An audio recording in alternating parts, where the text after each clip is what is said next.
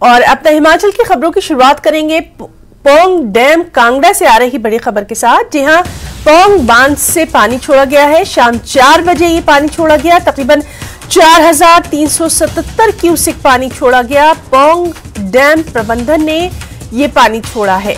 Bhakra dam प्रबंधन board के निर्देश पर यह पानी छोड़ा गया। सबसे अहम कि उपायुक्त कांगड़ा ने लोगों से बहाव क्षेत्र से दूर रहने की अपील की है। तो कांगड़ा से ये बड़ी खबर है, जहां पौंग बांध से पानी छोड़ा गया। शाम 4 बजे 4377 क्यूसेक पानी छोड़ा गया है। भाखड़ा बांध प्रबंधन बोर्ड के निर्देश पर यह पानी छोड़ा गया है। तस्वीरों में आप देख सकते हैं एक्सक्लूसिव। और उपायुक्त कांगड़ा ने लोगों से बहाव क्षेत्र से दूर रहने की अपील की है। तो इस वक्त की ये तस्वीरें जब पौंग डैम से पानी छोड़ा गया। तकरीबन 4377 क्यूसेक पानी छोड़ा गया। हमारे साथ मौजूद हैं इस पर डिटेल्स के साथ हमारे सहयोगी विचित्र शर्मा। विचित्र, आपसे जानना चाहेंगे, पौंग डैम से पानी छोड़ा गया है। सबसे अहम ये कि आम लोगों से आसपास के इलाकों से सतर्क रहने की भी अपील की गई है। क्या कुछ वहां पर इस वक्त तस्वीरें नजर आ रही हैं?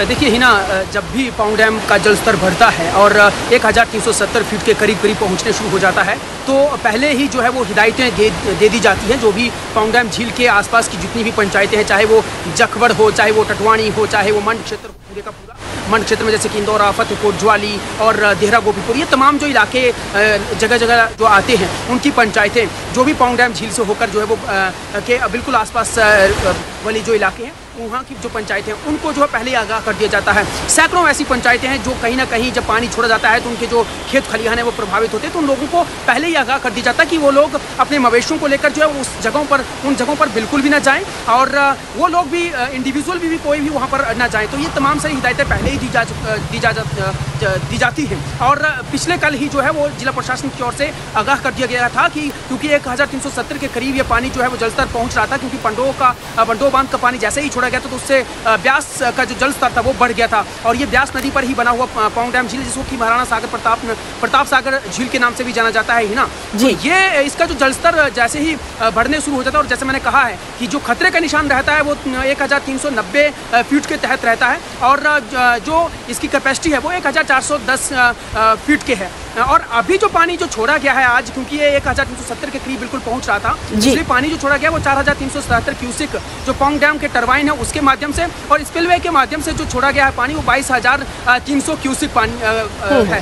तो इतना जो पानी छोड़ा गया है, इसकी वजह से निश्चित तौर पर जब खाली खेत खलियान होते हैं या वो वाले इलाके जो पंचायत के इर्द गिर्द हैं, जब इतना सारा पानी छोड़ा जाएगा तो उसका जलस्तर बढ़ेगा उन इलाकों में। तो इसलिए पहले ही लोगों को आगाह कर दिया जाता है। और अभी जो सूचना मिली है हिना, वो यही है कि बिल्कुल कोई ऐसी कोई अनहोनी नहीं हुई है, कोई घटना नहीं हुई है, क्योंकि 24 घंटे पहले ही लोगों को जो है वो आगाह कर दिया जा चुका था, जिसका फायदा ये रहता है कि कोई भी लोग या मवेशी या दूसरे लोग वहाँ पर नहीं जाते हैं। और इनफैक्ट वहाँ पर पहले ही पेट्रोलिंग भी पुलिस की ओर से की जाती है, फॉरेस्ट डिपार्टमेंट के जो कर्मचारी हैं उनकी ओर से की जाती है, जिससे जो है वहाँ के लोगों को फायदा हो जाता है, वो लोग आगाह हो जाते हैं। अदरवाइज सामान्य दिनों में बहुत से लोग जो हैं, चाहे वो मत्स्य पालन की बात करें, चाहे वो खेत के लिए या फिर और दूसरे कामकाज के लिए जो है मवेशियों के साथ, वो सब के सब वहाँ पहुँच जाते हैं। तो वो कहीं ना कहीं अभी सकुशल हैं। और पानी क्योंकि शाम के 4 बजे छोड़ा गया था, तो अभी किसी भी तरह की कोई अनहोनी की खबर नहीं है। बिल्कुल विचित्र। और अलर्ट जारी कर दिया गया था, लोगों को लगातार सतर्क रहने के लिए कहा गया था, और ये एक प्रोसेस है, इसी के तहत ये पानी जो है छोड़ा गया। विचित्र, बहुत बहुत शुक्रिया आपका तमाम तर जानकारी के लिए। आगे बढ़ेंगे। Manali Bahang Lahaul national highway number 3 को सीमा सड़क संगठन ने कड़ी मशक्कत के बाद आवाजाही के लिए खोल दिया। हालांकि अभी इस मार्ग को एक तरफा वाहनों की आवाजाही के लिए ही खोला गया। ये मार्ग करीब 1 सप्ताह से बंद था, जिससे कई वाहन रास्ते में ही फंसे हुए थे।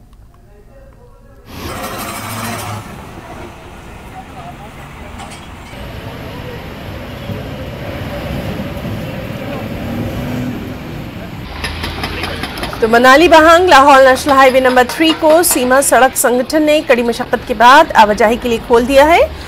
एक तरफ से वाहनों के लिए इसको खोला गया है, एक सप्ताह से ये वाहन बंद था और कई वाहन रास्ते में ही फंसे हुए थे।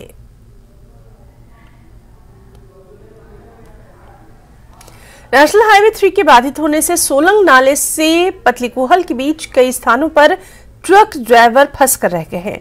इस पर ट्रक ड्राइवर्स ने सरकार और प्रशासन से जल्द मार्ग को ठीक करने की मांग की है। यहां फंसे ड्राइवर्स को प्रशासन और स्थानीय लोग खाना पानी मुहैया करवा रहे हैं।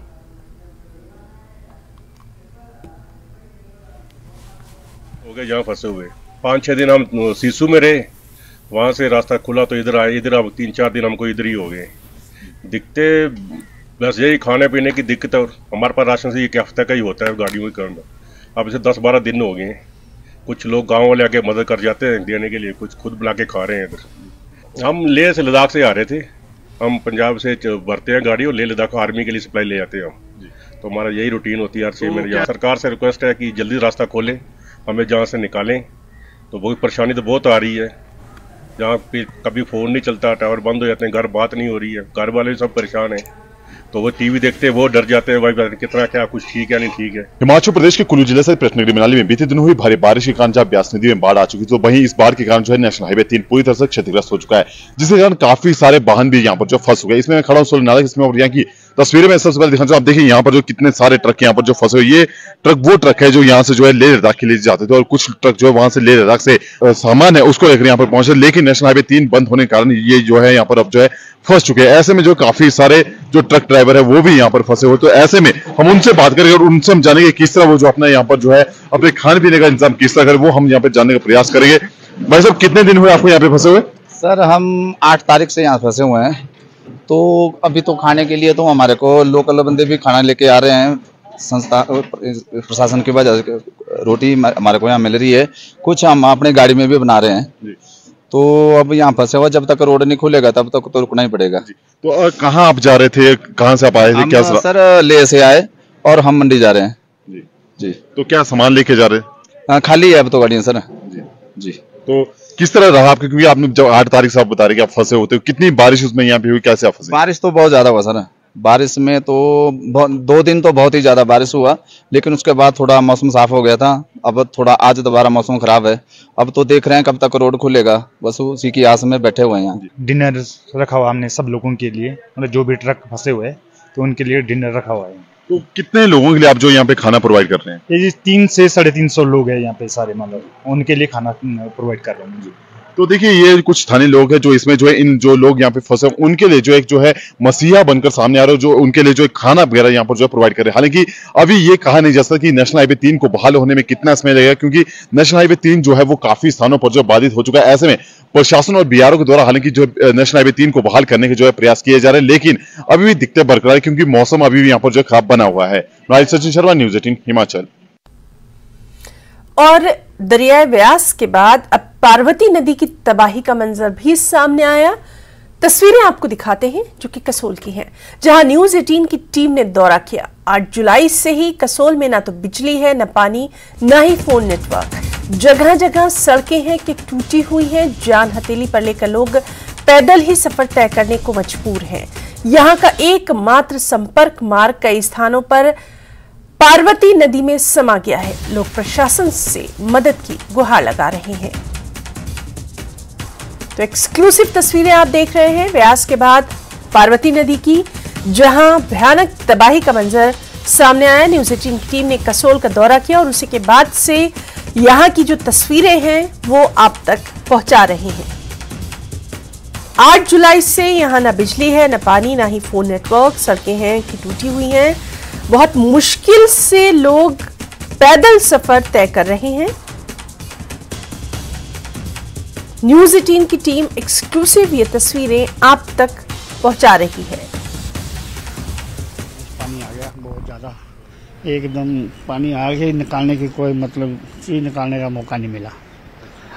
बस देखते देखते ही सब कुछ ये पानी में बह गया। बस ये बाकी आपके सामने है, देखो पानी काफी आ गया है, 6-7 फुट पानी आ गया था। दीवार 7 फुट है, पूरा पानी में दब गया। दीवारें टूट गई, जितनी भी बाउंड्री हैं सब टूट गई है। देखो सब पूरी ऊपर तक थी बाउंड्री है, वो निशान नजर आ रहे हैं देखो पानी के। हम लोग यहाँ सुबह सो के उठे तब ये उधर से पानी इतना आया हम लोग भागने लगे। फिर हम लोग सामान छोड़ के भाग गए यहाँ से उधर रोड की तरफ। नदी के अंदर इन्होंने क्रेट वाल लगा दी थी, क्या बोलते फॉरेस्ट वालों ने, और सारा डक लगा उधर है और पानी नदी सारी डाइवर्ट हो गई। ये बहुत बड़ी प्रॉपर्टी थी, कम से कम 4-5 बीघे के अंदर, तो प्रॉपर्टी जो सारी चली गई और मैं भी बर्बाद हो गया सर। मतलब टोटली लॉस अपना। हाँ जी, जमीन टोटली कम से कम 4 बीघे में जमीन थी, 4 बीघा जमीन थी, सारी ले गई पूरी नदी उस साइड से थी, परली साइड से, और नदी पूरा डाइवर्ट हो गई। हाँ जी सर, और मैं बर्बाद हो गया पूरा नेचर से, और कोई प्रशासनिक अभी तक कोई मदद नहीं आई। आए थे CPS साहब आए थे कल, सुंदर ठाकुर साहब, पर ऐसा कोई मतलब अब क्या करे, रोड पे हो गए सारे टोटली, मतलब फिनिश। मैं तो टोटली फिनिश हो गया, जिनकी जगह थी वो तो हुए पर मैं ऑल्सो हो गया, मतलब बहुत कुछ चला गया, मतलब सारा ड्रीम। और ललित किचन काफी अच्छा एस्टेब्लिश हो रहा था अभी, रेस्टोरेंट कसोल के अंदर। सब बिजली नहीं है, नेट नहीं है, कुछ नहीं है, तो फोन चार्ज करने जा रहे बाहर, कोई छोटा मोटा कर दे रहा, तो उस तरह से। जी हाँ, काफी सारी दिक्कत, क्या बोलूं सर। अभी मतलब ऐसे सोच लो, मैं तो बर्बाद हो गया जिनकी प्रॉपर्टी के साथ, क्योंकि I spend lots of money. मतलब मैंने अपने बीबी बच्चों का पेट काट के जो भी पैसा आना इधर लगा देना प्रॉपर्टी पे, कि थोड़ा कुछ इन फ्यूचर अच्छा हो, अच्छा नाम बने। खाना पीना तो गांव वाला ले आ रहे हैं, गांव वाला दे रहे हैं, हमारे पास तो कुछ भी नहीं है। आटा चावल निकाल के रखा था, चूल्हा सिलेंडर सब कुछ ले गया, कमरा पानी भर गया। पूरे 2-3 मंजिल है ना, उसमें थोड़ा बहुत बचा है, कपड़ा कुपड़ा और खाना पीने का तो आजकल देखा नहीं, नीचे किचन में होते सब कुछ। अब कैसे चलेंगे, आप लोग सरकार करेंगे, थोड़ा बहुत कर सकते, तो हम कैसे चलेंगे। अब उम्र भी इतना हो गया, हमारे से कुछ भी नहीं हो रहा, सीधी देखना ही हुआ। 73-74 साल किसका हो गया, मेरा हो गया 80-84 साल हो गया, आज तक मैंने देखा नहीं ऐसा। 84 साल हो गया। आते होगा तो फिर हमने करना था ना, आ रहे हैं हम, आते नहीं था हम। कम से कम यहाँ पर 60 साल हो गया, और ना 50-60 साल यहाँ, 60 साल यहाँ हो गया। कोई ऐसा थोड़ा जैसे भी नहीं आए ना, इतना बागीचा था। हिमाचल प्रदेश विधानसभा अध्यक्ष कुलदीप पठानिया ने आज जनजातीय क्षेत्र भरमौर के बाढ़ प्रभावित इलाके का दौरा किया। अपने दौरे में विधानसभा अध्यक्ष ने पीड़ित लोगों से मुलाकात की, अधिकारियों को समस्याओं को जल्द निपटारे के निर्देश दिए। यहां न्यूज 18 से बातचीत में विधानसभा अध्यक्ष ने कहा कि इस बारिश की वजह से हिमाचल प्रदेश में लगभग 4000 करोड़ का नुकसान हुआ है, जिसकी भरपाई कर पाना प्रदेश सरकार के लिए एक बड़ी चुनौती है।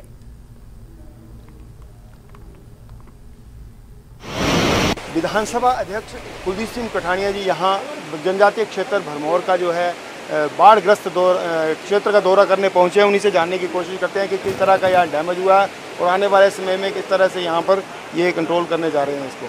जी नमस्कार सर। नमस्कार सर, बताइए कितना डैमेज हुआ और क्या यहाँ पे योजना है, आप आगे क्या निर्देश दिए हैं? आप जानते हैं कि इस बार शुरुआती बरसात में ही, मतलब अभी तो बरसात शुरू हुई है, और इस शुरुआती बरसात में सारे हिमाचल प्रदेश में नुकसान हुआ है। और आज चंबा ज़िला का जो हमारा भरमौर चुनाव क्षेत्र है, इसमें विशेष रूप से ज़्यादा नुकसान हुआ है। इसलिए मैं आज इस क्षेत्र के दौरे पर हूँ, और अभी मैंने देखा है तो चमेरा 2 की साइट है, वहाँ से लेकर ये बग्गा तक सड़क को भारी नुकसान हुआ है। और ये सारी सड़क जो है अंदर और बाहर से इसको कंक्रीट करने की ज़रूरत है। जहाँ जहाँ सड़कों का ज़्यादा नुकसान हुआ है वहाँ कंक्रीट की सड़कें अंदर और बाहर बने, ताकि बस्तियों को भी नुकसान ना हो।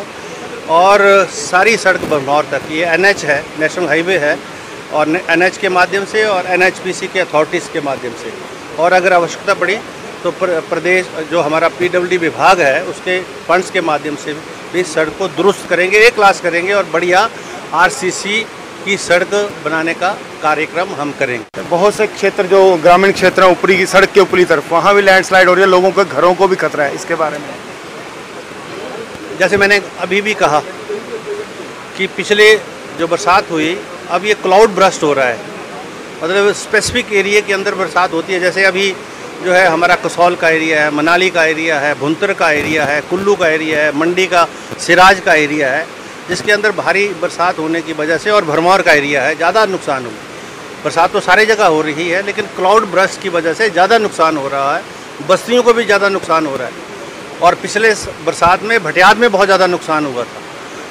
तो इसलिए इसका एक जो है एक जो है डिटेल्ड कोई प्रोग्राम बनाने की ज़रूरत है कि जिस प्रकार से क्लाउड ब्रस्ट हिमाचल प्रदेश में हो रहे हैं, हिमाचल प्रदेश के अस्तित्व को खतरा है। चंबा एक एक्सप्रेशनल डिस्ट्रिक्ट, और इसके लिए क्या केंद्र से कोई अलग ग्रांट की मांग की जाएगी? ये आपका प्रश्न सही है। एस्पिरेशनल होने के नाते हमारी आवश्यकता ज़्यादा है, ज़रूरत ज़्यादा है, क्योंकि ये तो एरिया बहुत है। और फिर एस्पिरेशनल होने का मतलब ये है कि जो परिस्थितियां हैं यहाँ, उनको सुधारने की आवश्यकता है। तो उसमें अतिरिक्त धन जब तक जो है हमको नहीं मिलेगा, तब तक वो सारी व्यवस्था हो नहीं पाएगी। यद्यपि चंबा ज़िला जो है केंद्र सरकार के पास रेवेन्यू के रूप में खरबों रुपया जो है यहाँ से हाइडल प्रोजेक्ट्स के माध्यम से जनरेट होकर रेवेन्यू के रूप में जाता है, और चंबा ज़िला को मात्र 12% हिमाचल प्रदेश को मिलता है। 12% हिमाचल सरकार ने मांग की है 30% की। हम ये चाह रहे हैं कि वो 30% की मांग पूरी हो और उसमें 5% चंबा ज़िला के लिए व्यवस्था हो, ताकि ये जो एस्पिरेशनल का जो टैग है, इससे हमको छुटकारा मिले। न्यूज़ 18 से बात करने के लिए आपका बहुत धन्यवाद। ये थे विधानसभा अध्यक्ष कुलदीप सिंह पठानिया, जिन्होंने यहाँ बाढ़ग्रस्त क्षेत्र का दौरा किया। उन्हें डिटेल से बताया कि किस तरह से आने वाले समय में ग्रांट दी जाएगी और यहाँ के जो क्षेत्र है इसको सुधारा जाएगा। न्यूज़ 18 हिमाचल के लिए चंबा भरमौर से हेम सिंह ठाकुर।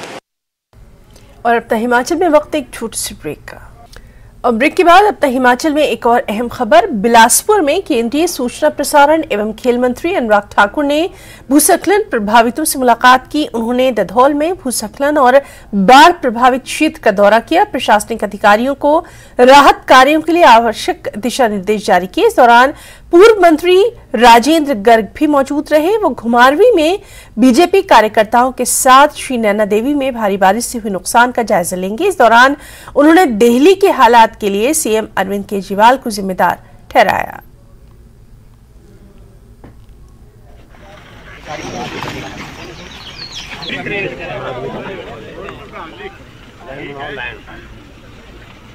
दिल्ली की सरकार जो है, अरविंद केजरीवाल जी मुख्यमंत्री हैं, एक तरह पूरी तरह विफल हुए हैं।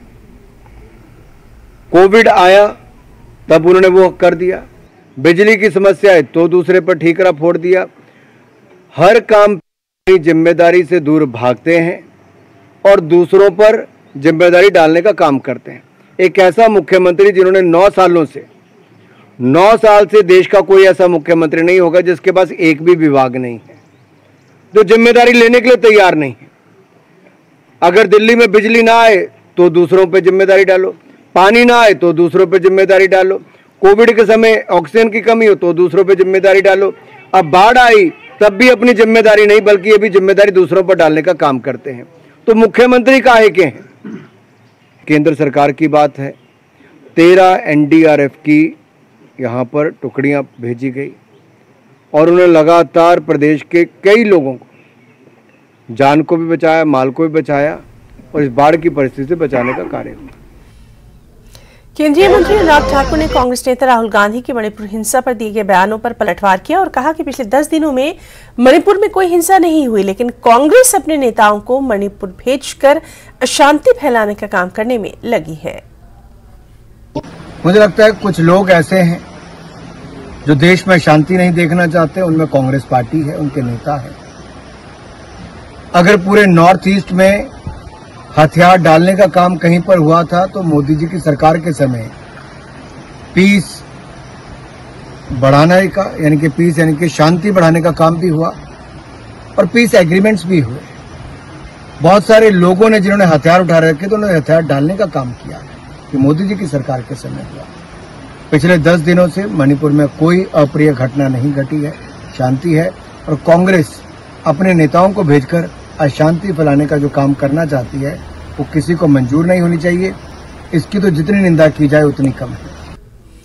पूर्व मंत्री बिक्रम सिंह ठाकुर ने पीडब्ल्यूडी मिनिस्टर विक्रमादित्य सिंह के उस बयान का समर्थन किया जिसमें उन्होंने अवैध खनन की वजह से तबाह की बात कही है। उन्होंने कहा कि इंडस्ट्री मिनिस्टर हर्षवर्धन चौहान को उनके बयान को बचकाना नहीं बताना चाहिए था। विक्रमादित्य सिंह ने कहीं देखा होगा तभी इस तरह का बयान दिया।